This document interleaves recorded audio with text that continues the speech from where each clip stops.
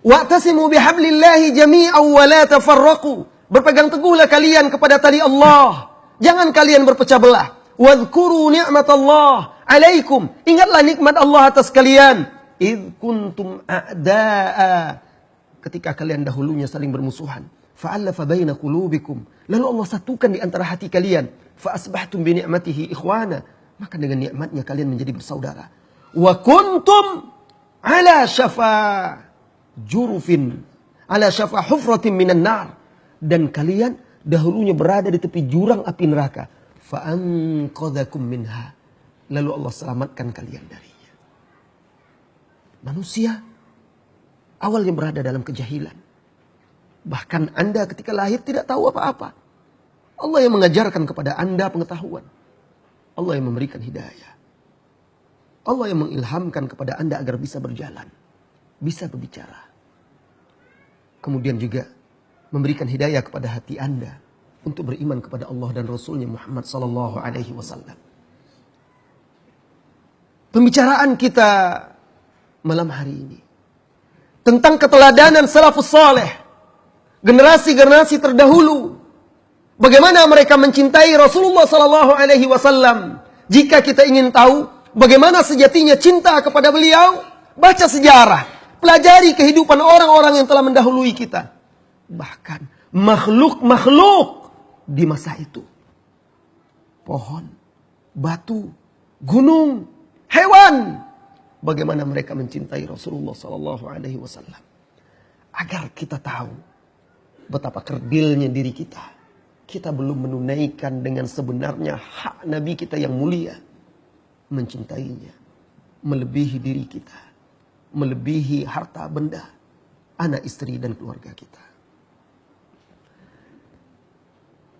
Dahulu wahai saudara-saudariku kaum muslimin dan muslimat. Bukan hanya manusia yang mencintai Rasulullah SAW.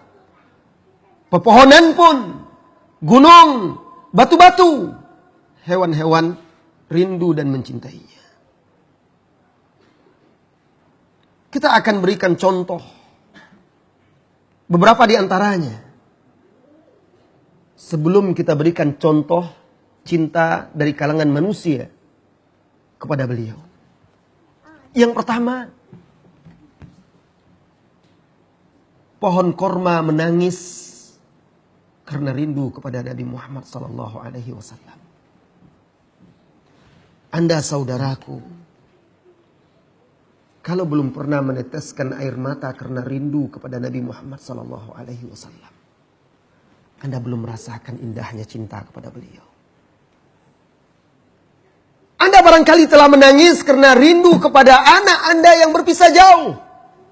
Anda barangkali menangis karena berpisah dengan orang tua yang meninggalkan dunia fana. Anda barangkali menangis karena istri Anda. Rindu kepadanya karena suami Anda.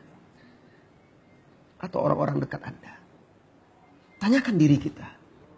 Pernahkah kita satu kali saja menangis karena berharap, rindu untuk bersua dengan Rasulullah SAW? Dengarkan ini wahai saudaraku, saudariku.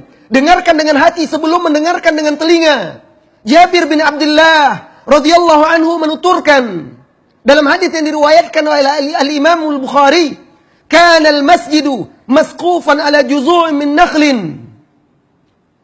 Dulu masjid beliau itu tiang-tiang atapnya itu dari batang korma.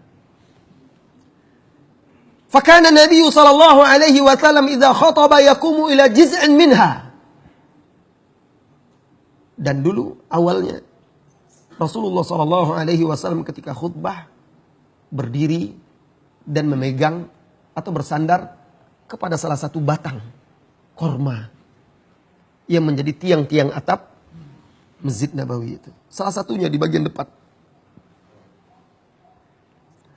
Falamma suni'a lahul mimbar. Kemudian ketika manusia semakin banyak, kaum muslimin semakin banyak, sahabat membuatkan mimbar untuk Rasulullah SAW. Dibuatkanlah mimbar. Maka sejak itu Rasulullah Sallallahu Alaihi Wasallam meninggalkan batang korma itu.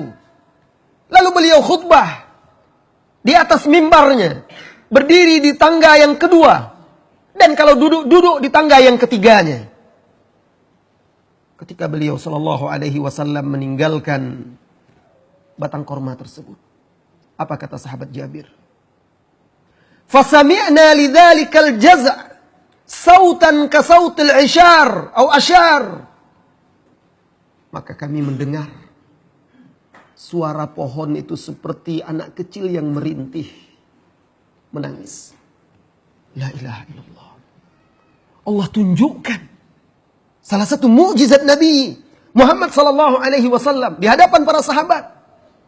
Pohon itu menangis, merintih seperti bayi menangis karena ditinggalkan oleh Rasulullah sallallahu alaihi wasallam.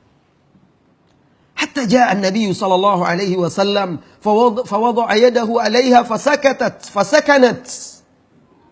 Turun Rasulullah sallallahu alaihi wasallam dari mimbar. Diletakkannya tangannya di batang pohon korma itu. Maka tenang dan diamlah korma itu. Allahu Akbar. Al-Hasan Al-Basri apabila membawakan hadis ini, beliau berkata kepada manusia, ini pohon korma menangis karena rindu kepada orang yang paling mulia ini, Habibun al-Mustafa sallallahu alaihi wasallam. Maka kita manusia lebih patut lagi untuk menangis karena rindu kepadanya.